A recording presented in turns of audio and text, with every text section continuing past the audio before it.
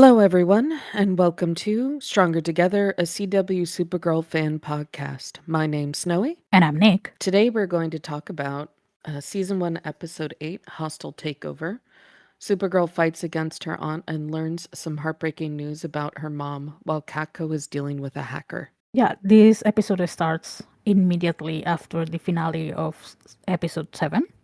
So it is the same scene, and it was a fantastic cliffhanger in the previous episode, and it picks up right up, and you get that scene with Astra and Kara. And Astra is basically just trying to convince Kara to basically come to her side, Mm-hmm. and Kara, she's thinking that their difference are too big at this point, Yes. and she basically just fights the other Kryptonian, which she doesn't really recognize, which I thought was very, very interesting. But Mm-hmm. in that kerfuffle, Astra pulls out the kryptonite dagger that she was stabbed the last time we saw her with, and she is immune to it. And Kara asks, "How are you not in pain when you have kryptonite around?" In that moment, actually, Astra realized that humans or Kara calls the rock kryptonite, which she doesn't know. That is a human name that they put on, or I guess Kal-El.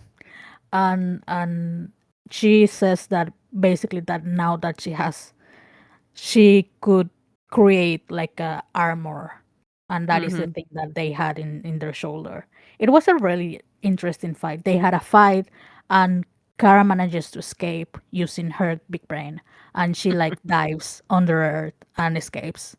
But it Mm-hmm. was a very interesting fight. It was really well choreographed as well. It was, and this was another episode I noticed because they went from this season really did have some very good cliffhanger episodes that then stay in that scene and lead into another. So this was another episode where we don't have Kara having what had sort of we had for a couple episodes prior to this, her having the voiceover while she flies.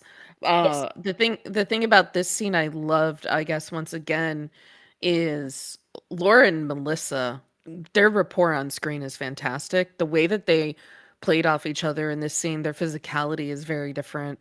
Yes. I love how almost frantic Kara seems in this scene. Like you could see she's been quite thrown off, which I think is very understandable. It's like her emotions are very at the surface. So it's really interesting to see that in her while she was also in the super suit. Right. Yes. I think a lot of the scenes we see more where she seems frazzled, I guess, it's usually Catco at this point in the show. This was a scene where it's not the same as like her physicality when she's sort of frazzled at Catco. It was something else, but it was really interesting to see that while she was in the super suit. And then I don't know, there was something about the expressions on Melissa's faces I can't describe, but it just really worked in this scene, I think. And you really almost feel like Kara's interior sitting like in her eyes. And I do love when she basically tosses herself off the side of the building and goes underground. Like Yes. again, like you said, like Kara's a smart cookie. She's not stupid.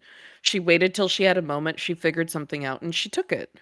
Mhm. Um, and I think it was really smart considering she had people of equal strength against her and multiple And we have of to them. remember that at this point in the chronology of the show, she just got her powers back, like maybe Yes. an hour earlier, right? Yeah.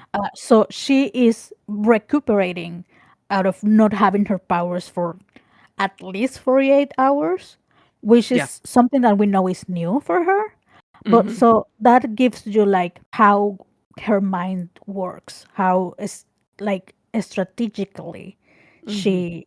she operates. Considering that Astra is also like a general military from Krypton, Mhm. so it puts them toe to toe. But to what you were saying, I love whenever Kara had like scenes with Astra or with Mhm. the Allura hologram, that even though physically she is an adult, whenever she had these scenes when with people that were important to her when she was a kid, she seems like a kid. She seems like she's again that 12-year-old that was cut off from the rest of their planet.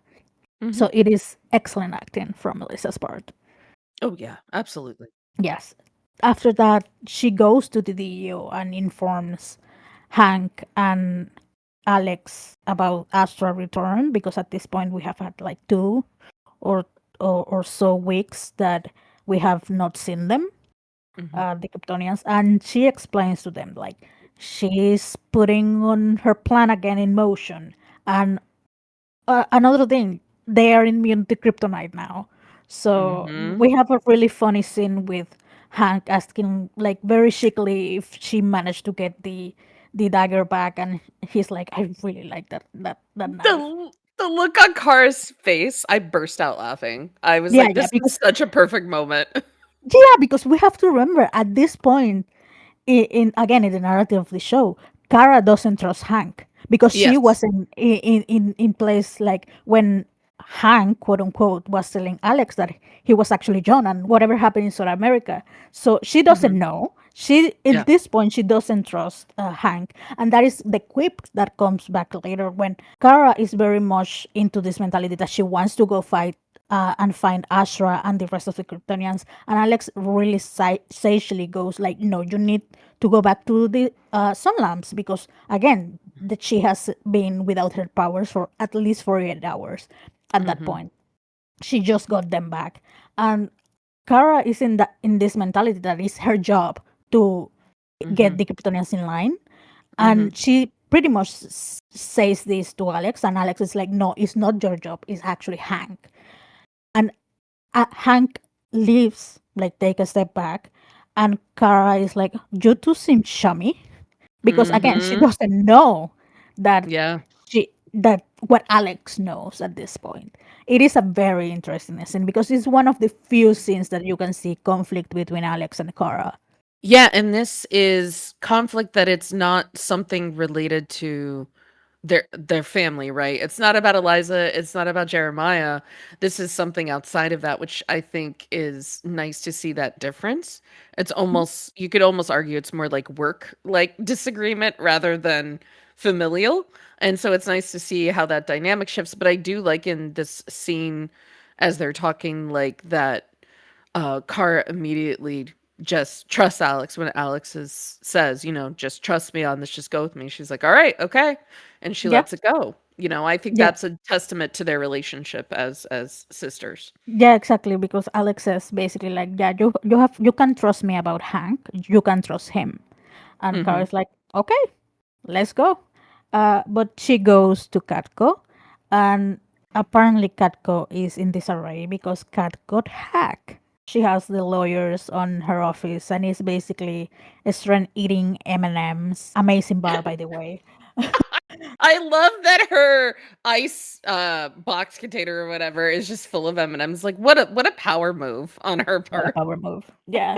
But she's basically saying like if she can sue anyone and asking the lawyers, and the lawyers are like, yeah, it's complicated because if you were in the opposite position of getting someone else's emails, you will publish it because that is media.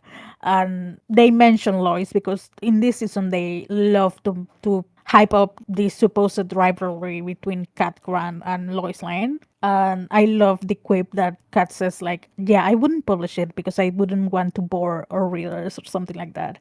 But you can see that she's very stressed about this entire situation. It's the world falling apart. Anything Yes. happening to Kat to disrupt her world, it's the end of the world because she's a drama queen. But to be fair, this is a very real situation, right? It is very real. Yeah, it is very serious. But Kara being Kara is like, everything will be alright. Don't worry, Miss Grant. And Kat is like, what planet are you from?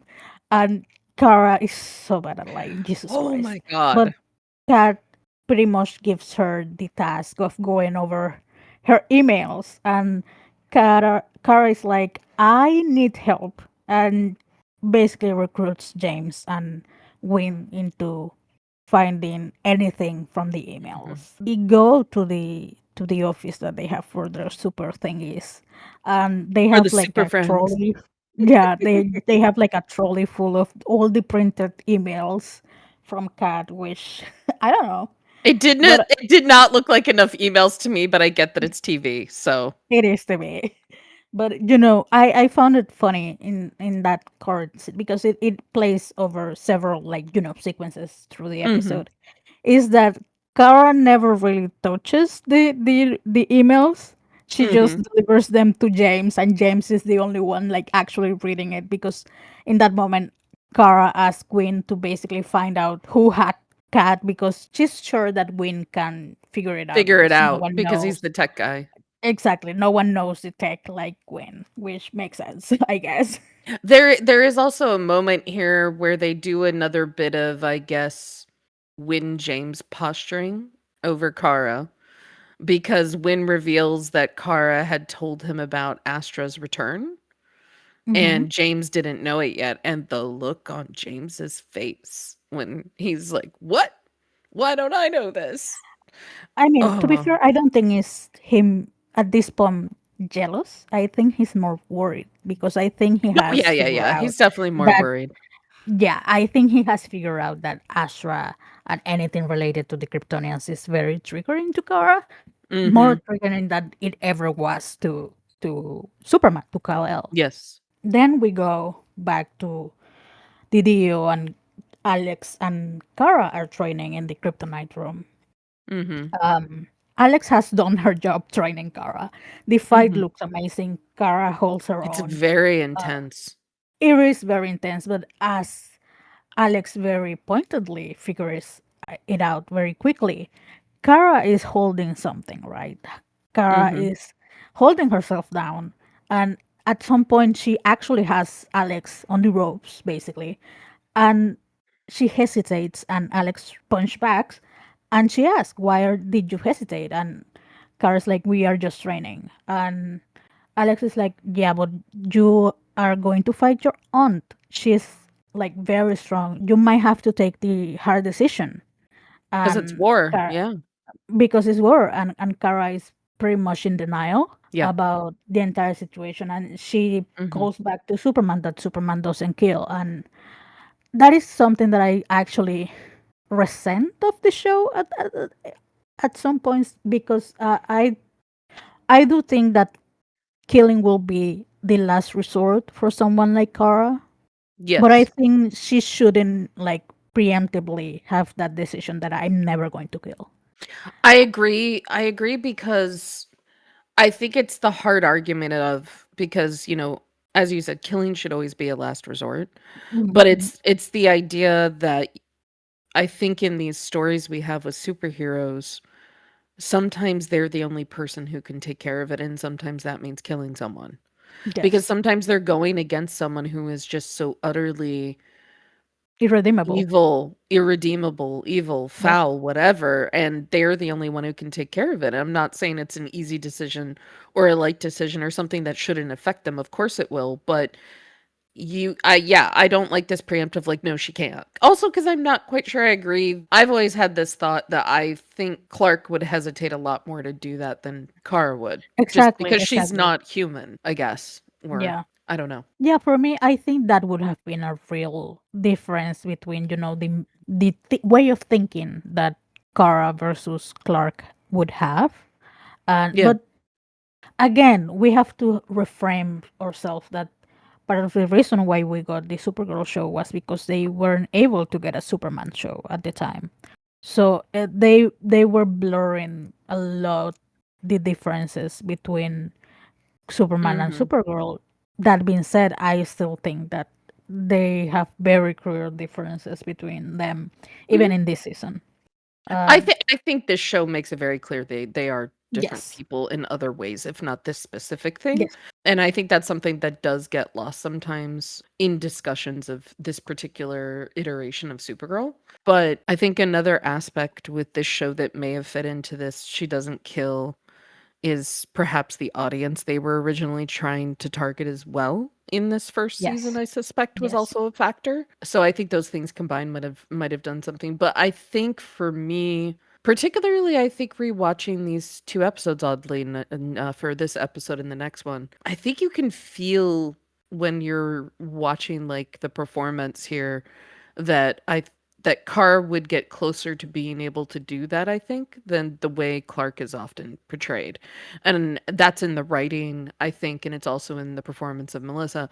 And I think, to me, I think it's important, I guess, particularly in this rewatch. I think for me in this scene with Alex, I think one of the things that really struck me, as I guess it ties into the scene with Astra, where we kind of see this almost like jarring, frantic nature in Kara when we normally don't see that. When she's in the super suit in this scene with Alex, I feel like this whole time for most of the scene, she's very intense. She's very controlled, which I think makes sense, right? Because she's like this, she's probably even more aware, arguably, than ever that she's sparring with her sister. So in her head, she's like, this is family, family's at the top of her brain right now again. So I think that intensity, but also restraint, is like really obvious for most of the scene. And then right after basically Alex kind of calls her on what's going on and doesn't back down, which I think was the right choice on Alex's part. I think she is aware that Kara can be quite stubborn. It's almost like it was really interesting to see that Kara just had to walk away. You could almost see like her entire body almost like shattering as she's like listening to Alex talk about the tail end of this scene.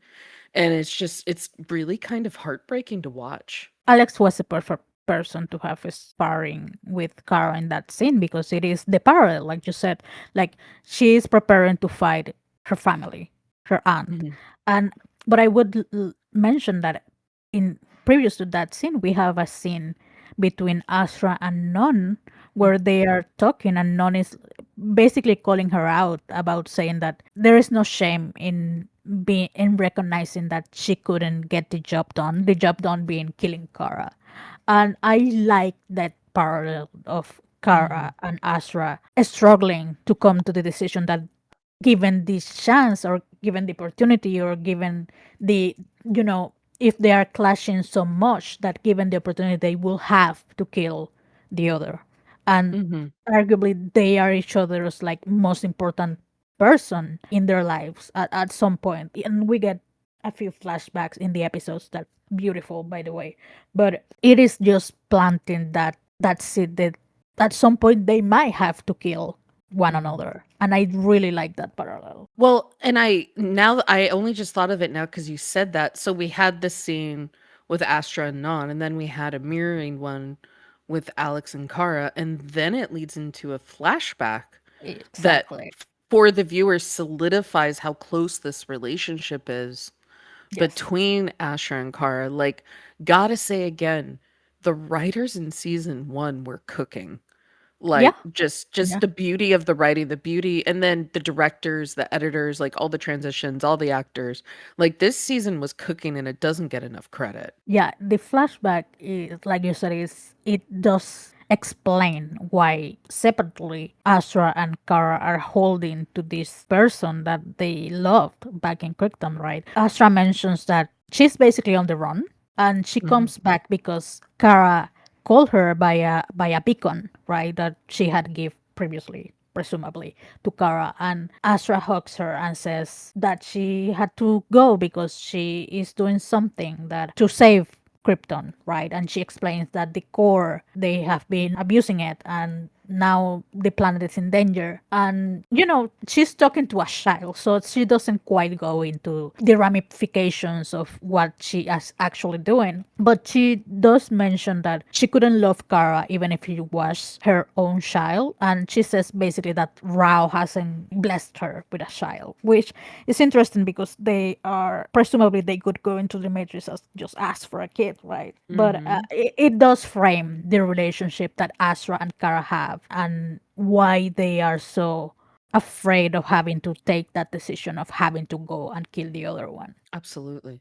I think there was a thing I have a note here, and I think it was maybe it's from the tail end of the scene with Alex and Kara. I had a note that I think it was that it seemed like Kara couldn't actually say Astra's name for a lot of this episode, and I think that was her trying to put some barrier up in her own mind. Yes, probably. Probably. Yeah, I also noticed that she doesn't like to be reminded that they are, family. And I Mhm. think that is what she's trying to do to remind herself, right? That she's trying to Mhm. separate the Astra that she remembers from Krypton and the Astra that she sees now. Kara is very idealistic. So at this point, I Mhm. think she wants to see her just as another criminal, another Yes. something entity that she has to capture. But she Yes. does feel, and it played in the previous scene about how she basically sees Astra as a responsibility that she has Mhm. to her new home, her new Yeah. world. So it is a fascinating stuff that Yeah. they are doing. But the flashback actually ends when Astra is basically cornered by Allura. And Mhm. that is basically how that part of the flashback ends. But that Kat had asked Kara to call the board in to have a meeting because they had gone through some emails and they hadn't found anything. Which again, James, magical reader that he is, Mhm. he He's hadn't such a found speed anything, reader. right? Jesus. But I found it funny that they didn't even try to have Kara go through the emails, given that she can speed read. She probably could have done it in, like, a half hour, depending how many emails there were. I think for me, this scene when they point out some things that were found that, I think Kat's whole attitude, "Oh, these are so benign, who cares? You're lucky my Yes. emails were hacked, and Yeah. not someone else." I love that they mentioned that she, helped support the creation of the musical Jekyll and Hyde, which is a real musical, it's actually quite good. So I was like, "Taste, Kat, taste." Yeah, I cannot say anything about that, but I found it funny that she's like, I still think that the music is fantastic, and the reason that it failed has nothing to do with it. So it is those tiny, tiny things that make Cat three dimensional. They also Mhm. mention like that her haircut costs most that wins rent. Um, they mention like that they has like three different shoppers in whatever store, like on call and benign Mhm. stuff that is like billionaire shit, but it is very benign. Yeah, yeah, yeah. But she calls the board for a meeting, and Mhm. she immediately clocks one of them as being like, Mhm. this guy is like just a shark in the water, just waiting for the moment to strike. And she does mention it to Kara when they are going out. And in that meeting, Kat calls him like the embodiment of white male privilege. And they go out, and Kat mentions to Kara that she's suspicious of this guy, and Kara, with her alien ears, hears that he is like basically plotting Kat's demise. And she immediately runs to the super friends, Win and James, and tells them what she figured out. And we have that funny scene between them, James asking like, did you overheard him? And she's like, no, I heard him with my alien ears, which I It found was it funny. It was the delightful. acting was great. The acting was great in that scene. The tail end of the scene, is this where, like, Carr also suggests, like, getting Lucy's help? Or were they just like, "We need to figure this out," or Yes, something? I can't remember. yes. Mhm. Yes, it was this scene because Win says it will be more complicated to trace the hack if it was from inside Katko's network for some reason. And James suggests going to Katko's lawyers, but Kara thinks is too dangerous because they could also be involved in wanting Kat out. So she's like, but we know a lawyer, don't we, James? So they go and talk to Lucy about their options. And Lucy's like, hypothetically, you need proof, like a paper Mhm. trail. And if you do, legally speaking, forget about firing this person, they could go to jail. And in that moment, because they are at Nunans, the news Mhm. are broadcasting someone floating in the middle of the city sky. And Mhm. Kara immediately knows that it's Astra. And, she pays one of her excuses and runs off. And I they do fight in flight. I know what they were trying to do. Mhm. I like that they try to do like the camera angles are really good, but I will say this fight scene didn't quite work for me. I found it a Mhm. little bit less polished than the rest of the episode. I think that's fair to say. I think the tail end of the fight worked a bit better, probably because they were on the ground and there were less Yes. effects. They Yeah. did a bit more practical stuff with, like, the impact on the ground. I think the thing that really stood out to me in this fight. I think it was from episode 3 when Astra and Kara had their initial fight. I had said something like it was like she started as that child and then she became her grown-up self in that fight to sort of protect who she cared about there, and that threat to her new home kind of kicked in her protective instinct as an adult. I think in this scene, like the opposite kind of happens. Like Kara starts out having this, I'm going to protect everyone in my planet. You're not going to do anything to it. And I think once again, I think at least that the acting in this, I think on Melissa's end, is appropriately intense. Like Yeah. that protective instinct kicked in and she's like, no, I'm going to kick your butt. But by the time we get towards the end of the fight, I feel like Carr once again reverts to almost being that child again on Krypton, and you can see it in the acting, and it's really actually moving. And you can also see it in Laura's face that she's like changed it to she's reacting to this as Kara, this is not an enemy. So again, like both of these characters struggling with this like duality of obligation and responsibility on their shoulders as opposed to getting to be able to focus on like arguably getting to reconnect with family, I guess at the end of the day. So and having to fight family. And I just think the acting at least in this scene, particularly the tail end of it was really good. Yeah, when once they were on the ground, it was way more believable for me. I think the problem was probably the CGI. Probably. Yeah, maybe in that set of movements they couldn't make it work with what they have. But alas, also I will say in this particular scene, I found, the white streak on Astra's hair a little bit like laughable. But that is just par for the course. I had such a weird thought when I look at that white streak sometimes in some scenes with her. It's like it's Yeah. almost like they're trying to make you almost, I don't know, to me I had the image of almost like a cat or a panther, and it just sometimes made me laugh a little when I looked at the streak. But Yeah. I get why they did it because Laura is doing like the dual role, Yeah, right? yeah, yeah, yeah. The thing is that it doesn't always look bad. It is in Mhm. certain scenes that Mhm. it just stands out a little bit more than others. Yeah. But when Kara, quote unquote, defeats Astra, she drags her to the DEO, and you have again that conflict that Kara has within herself of throwing Mhm. Astra in jail basically and saying like, "Don't call me again.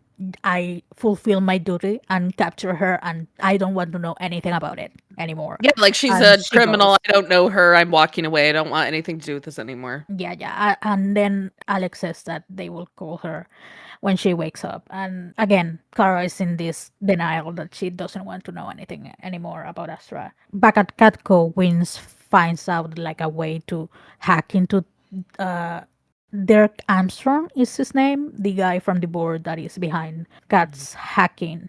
And basically, they need to go into his office in another building across the city to plant a bug into his computer and, go through his files. They enlist James to go there, and Kara is going to be in surveillance. I will say that Kara's powers are very inconsistent through the season and through Mhm. this show, but they have a really cool scene of basically Kara standing at Catco and using like X-ray vision through again half the city to see the building that James is now in, and they trick the guy to leave the computer, and then we have a funny scene between James and Gwyn. Like Gwyn basically teasing James about having such big muscles but not being able to open the computer. He had to plant the bug inside the computer because blood. But he did really well when he was about to be caught by Villain of the Week. Yeah, it And was really smooth. it was really smooth, like playing to his ego about Mhm. basically offering his help when Kat was kicked out of Catco, basically. He Mhm. was just playing for his ego. But he did really, really well. It was a really fun scene, I will say. It was. I love the joke when they were worried about how James was gonna get caught, and Yeah. Car's like, "Jump out a window, I'll catch you." And I'm just like, "Oh Yeah, my yeah, god, yeah, yeah. oh my god." Yeah, they seem like the three stooges, just a funny scene. But yeah, this is the time scene that I do like about those three in this season when they are trying to build up the love triangle.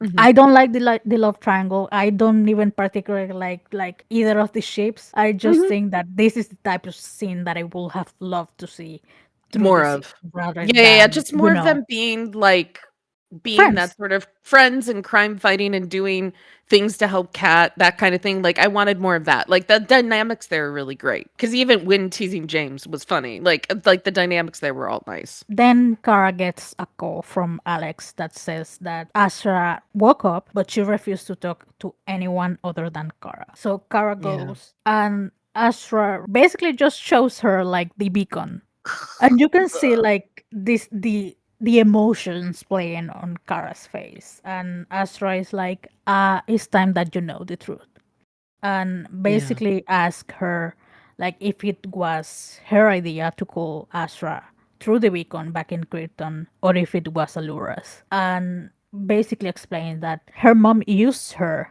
to capture Astra back on Krypton. And wow, the again we get another like the other part of the flashback where Astra and Allura had a conversation about how Astra had like basically killed someone in their, let's be real, those are terrorist acts. They are. Allura is pretty much calling her out. Like, if you had come to me, I could have maybe helped, but from this side of the law without resorting to those actions. And Hmm. Astra, it is like we have been trying to do that for centuries or something like that. But Allura taking her role in society very seriously. Like we have said in Kryptonian society, like that is basically what you should do. Like you're working for your community. That is the Hmm. goal of you as a person.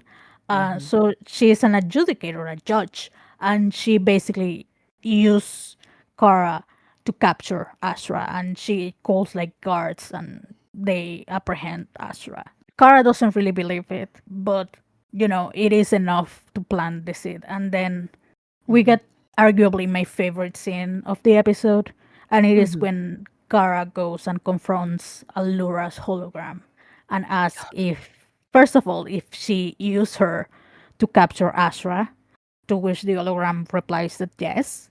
And then she asks if Astra was right in what she was doing, and the hologram doesn't have an answer, but because again, it is not Allura. Kara loses it and just uses her heat vision, and Alex has to come into the room and turn off the hologram, and she hugs Kara Hmm. and tells her that it's not real. Kara's response is heartbreaking. She says, "I all I know is that Astra and I both got sentenced by my mother, Hmm. And had no so choice in the we have no matter. shows."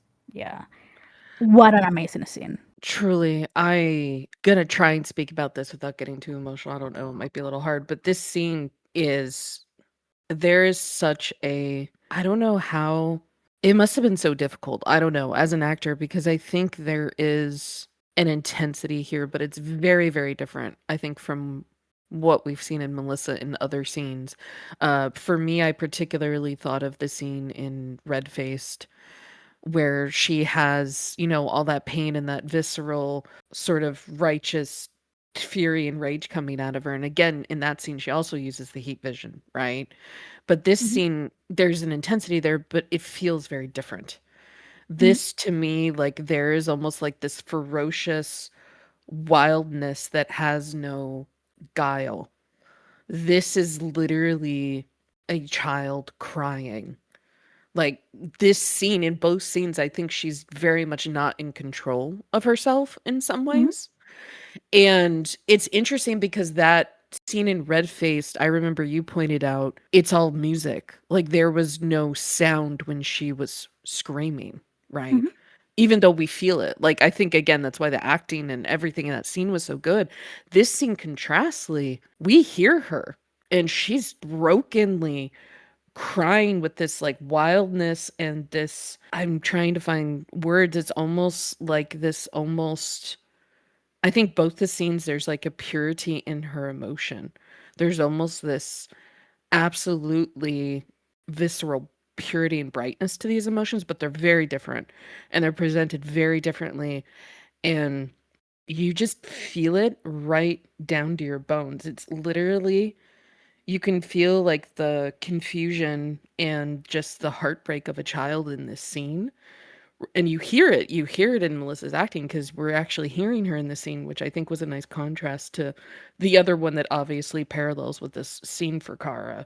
And I think the thing that really struck me when Alex came in, and kudos to Melissa and Kyler for this moment, is Alex doesn't hesitate to hug her. Like, she's not scared of the intensity and the emotion coming out of Kara here, which I think is amazing. And the thing that really struck me once Alex, because Alex like fully hugs her, she does not like hesitate, fully wraps her arms around Kara, is the thing that really struck me and how you could really feel how sort of paralyzed in her brokenness Kara was, is because she's still crying and she's still sort of, I forgot what she was saying to Alex, but she was kind of saying something or mumbling something to herself. Is Kara actually never closes her arms around Alex. She's so like frozen in place. Her hands are just there. Her arms are just there. And then she finally pulls away and says, you know, like, my aunt and I didn't have a choice. We were given these life sentences. And it's the way that she says it feels like death. And it's like to hear that coming from someone who sounded so much like this broken child crying for their mother. It was just, my God, this scene is just crazy. I have no other words. I tried. I mean, if I did have to do the parallels between, this scene and the scene with the red tornado in Harnessing Anger, I think, because it is stemmed from the same place, right? Yeah. It is the fact that they didn't die on Krypton, that she was put into this situation of being the last survivor of her planet in her mind. But I Mhm. think the red tornado scene is she figured it out because she felt like that because it was a matter of circumstances. She was put in this spot Mhm. and that was it. But in this one, she can place the blame on her mom, the person Mhm. that she admired the most, the person that Mhm. she felt close to it. And it is a very different, even though it is the same thing in essence, this one feels more personal, more anguish. It is a Mhm. different set of pain, I guess. But yeah, like you said, like they are immensely related, and yet they feel completely different. Like Yeah. the emotion behind it is completely different. The complexity in Car, like in this scene, it kind of feels like a child who had to grow up too soon and also a child who never got to grow up or be a child.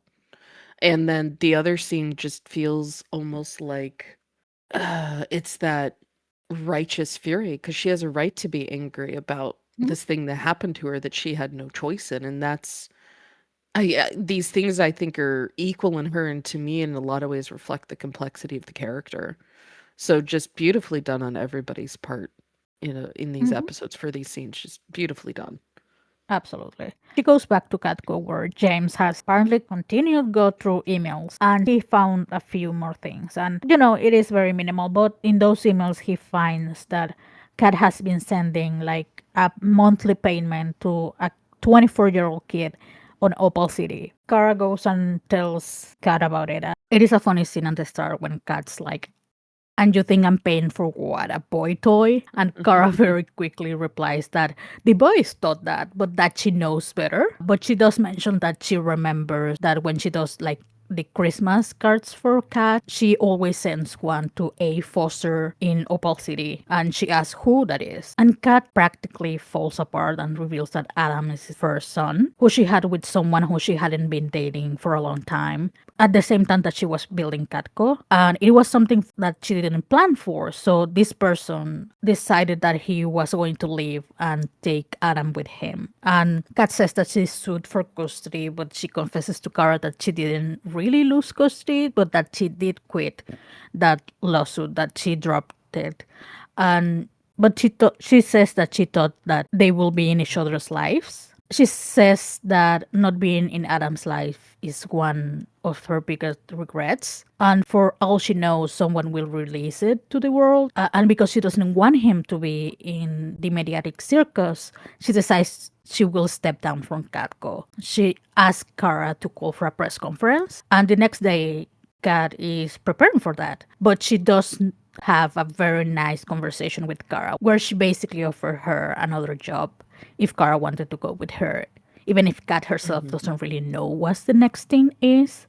But they are interrupted by Win, James, and Lucy. They show Kat a printed email, presumably, but Kat is more intrigued about Lucy, who she hadn't met until that moment. James introduced her as his girlfriend, and Kat is immediately scandalized because, first of all, Kara like trusted her to do this, and second because Lois Lane, Kit's sister, but she has that funny quip about congratulating Lucy on getting the looks. But she asked Kara about why she launched an investigation on Dirk, and Kara, the terrible liar that she is, spills the beans about overhearing him. But James like looks at her, and she corrects herself and says, not very convincingly, that it was because Kat was saying that he was smelling blood. But you can see in that moment that Kat is like filing that in more Mhm. information for another day and ask Kara to stall the press and call Dirk into her office and basically says, "You piece of work did plan everything and you did basically bullet points on your emails." And he says something like, "Oh, so your counter to your hack is to hack me." He's, like Kat pointed out, the personification of white male privilege, and he thinks that he can get away with it. But Kat points out that he planned everything from a computer paid by Catco, from emails from Catco. So the emails belong to her. Mhm. And she basically says, like, I will bury you. And she calls security and drags him out. And she tells the security to please make sure that the press take pictures of him as he is leaving. It Yeah, was a yeah. really funny scene. And you can tell Calista was having fun in that scene. Oh yeah, this whole sequence, and I will say, I think this episode had a lot of it. I remember, I think at the beginning of this sequence where Kara's talking to James and Wynn initially, the transition there and the music in particular, I thought it was like really beautiful transition music from the hyper emotional scene to transitioning to this lovely sort of set of scenes at Catco. I think the scene where Kat speaks about Adam, I think was important for Kara to hear. It's Yes. almost like she's getting to hear the adult's perspective at that point in their life when things were hard. And again, I think Callista delivered that entire speech and background of Kat just beautifully. But yeah, I think these scenes were great. Callista's just having a lot of fun towards the end of it for sure. Yeah, we have a brief scene between James and Win as Kara Mhm. is, leaving Catco. I found that scene really, really weird because James is telling like Win that he apologized to Win because he didn't get that Win was so enamored with Kara, which fair. But Mhm. then James says like you should go for it. And the reply that Win gives is like, oh no, I could never because Kara is Kara and I'm me, which yeah, okay, but you're acting as if you don't know what is Kara's response to you asking her out. We know since pre-pilot that he asked Kara apparently several times and she said no. Yeah, it's literally in the pilot. He tries to ask her again and she's like, "No, I already have a date." Uh Like, why are they acting as? I get it from for James' part, but Wayne knows exactly how Kara feels about the entire thing. Yeah, yeah, yeah. He actually got jealous like last episode because Mhm. he knows that Kara has some feelings for James. So Mhm. I found that scene really really weird. Yeah, particularly on Win's part, like you said, like I understood maybe from James' POV, he's just trying to be a nice guy and be Yes. like, "Hey, I noticed I think you might like her. You should go for it." Like he's just being like a decent, encouraging sort of buddy. But it's like, Win, you already know what her answer is. Hmm. She's already as politely as she could, as gently as she could, indicated she's not interested in you. And I that's don't what get you it. should have said to James. But anyway, like Exactly. I already tried, she's not interested. But anyway, so yeah, it's a little awkward. Although I have to say, when Kara waves in the elevator at them, oh my god, that's like peak Kara like adorableness like moment. We go back to TDO and two things occur. And one of Mhm. them is that Alex figured out that, seeing the footage of when Astra and Kara were fighting, she realizes that Astra let herself be captured because she's a general and she knows, like, physical combat and stuff like that. And she explains like the way that Kara caught her was very amateurish, basically, and that Astra will never let herself be caught in that. But Mhm. two, she realizes that John can actually read minds, and the face that Kyler pulls out, God. amazing. I Oh my love seeing God. Kyler act like in the background. Just her and Melissa are so good at background acting. My God, I just it's delightful in this episode in particular for Kyler for me. Mhm. Like, Yeah. oh my gosh. Simultaneously to that, in Catco, Cats call back Kara, Oh, and right, they yes. are, Cat is signing something probably related to the damn hacks. And then she says something like implies that she knows that Kara is Supergirl. And then she asks Kara to take off her glasses. And Kara does her haha, I won't be able to see if I take him out. And Kara tries to get away with it, but Kara is like, no, take away your glasses or we'll take it as a confirmation that you're Supergirl. Kara does, and Kat is like, I thank you for all you do, Supergirl. And, we get into this, I don't know, suspense thing about not knowing what will be Kara's Mhm. reaction. Yeah. But in that moment, Kara gets a call from Alex. And it is that the Kryptonians are attacking Lord Technology. And Kat is like, go, you should go. I'm sure that is important. So that is the reason why she leaves. But now you have another thing on your plate. That is that Kat Grant, queen of all media, knows Supergirl's secret identity.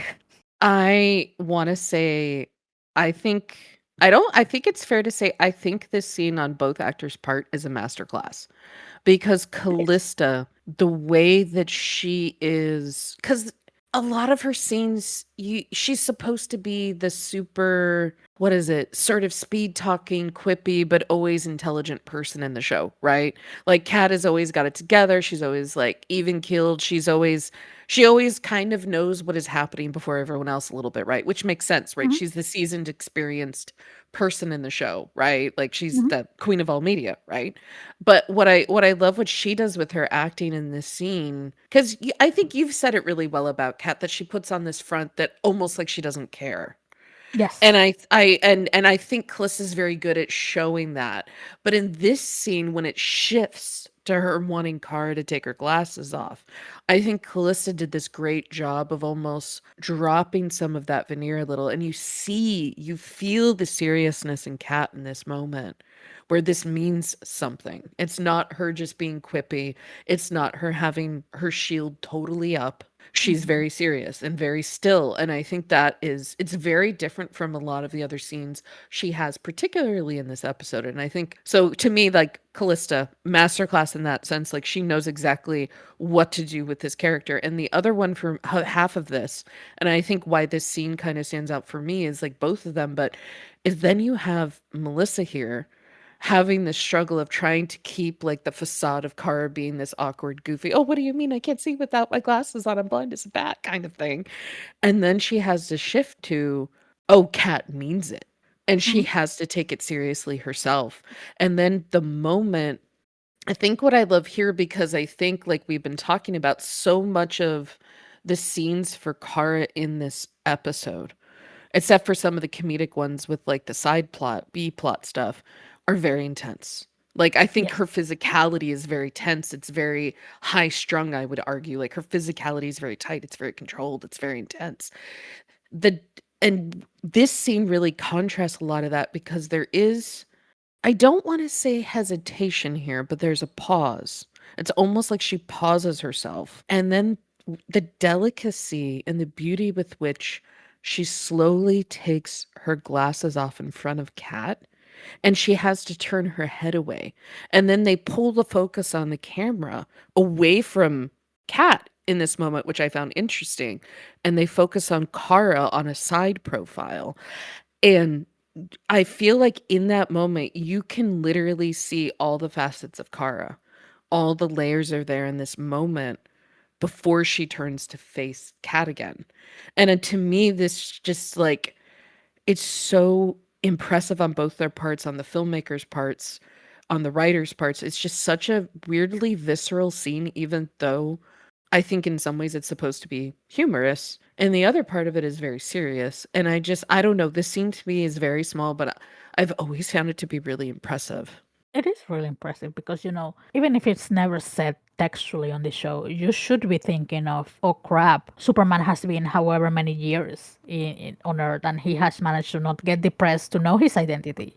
And Kara has just started. She has like maybe 3 months being Supergirl and she already has the queen of all media figuring out her identity. And I think that is playing in the background of her mind of I think she do, there's that emotion, yes, that you were describing, but maybe she Mhm. was in my mind. She was maybe thinking that she could get away with it and maybe Yeah. figure out a way to escape and not show her face to Kat. But yeah, it is, and the other coin of this is how you have been building. I think it was like 3 episodes in a row that Kara had something going on that Kat clocks out. Like she Yeah. mentions that in the previous episode she was sick for the first time in 2 years, and like coincidentally, Supergirl had been missing the same amount of time. And Mhm. she mentions like the thing that happened earlier about Kara hearing Dirk talk, but Kat is like, "I was next to you, and there is no way you could have heard that." Mhm. It just picks up like they are telling you, oh, Kat is good at her job because she does this kind of thing. So it was a fascinating scene. Also, when Kara gets the call from Alex, she was going to immediately tell her sister like, we Mhm. have a problem, Kat figure it out. But she gets interrupted by Alex saying that none of the Kryptonians are attacking Mhm. Lord Technology, and we end the episode basically ends in that scene of the Kryptonians going into Mhm. into Lord Technology, and there's part of the plan, yes. But I found it interesting because this was a mid-season cliffhanger. Mhm. So you had like I think 3 weeks between this final scene of this episode and Mhm. then 3 weeks you had to wait for what was going to be the fight, basically. Yeah. This was the Yeah. episode that, the plot of the season was hyping up. Mhm. Overall, really good episode. Really, like, watching it for the podcast, I was like, there was a lot going on in this episode. Yeah. There was a lot. In a good way, not a bad way, but I was like, yeah, this is a really good episode. Really good, I think, mid-season cliffhanger episode. Yeah, for behind the scenes stuff, this episode was supposed to be paired with the next one, Mm, but we realized that it was to be too much. Like, how long is this episode now that we are just in one episode? So we decided to split it once again. But wow, what an episode! What a finale for a mid-season. So yeah, mhm, it was fantastic, fantastic acting from top to bottom. We are starting to wrap up the plot of the season. mhm. Now Kara is a little bit more established as Supergirl. We have a new mystery of how are we going to get out of Cat figuring out uh, Supergirl's identity. The love triangle is going on, I guess. Love square at this point. I think it's a So square at this really, point, yeah. really cool episode for a mid-season. I just wanna say thanks for everyone who's tuning in for us every week and listening to this. We hope you're enjoying it. We're having a lot of fun doing this. So, thank you for listening, everybody. El Mayara. El Mayara.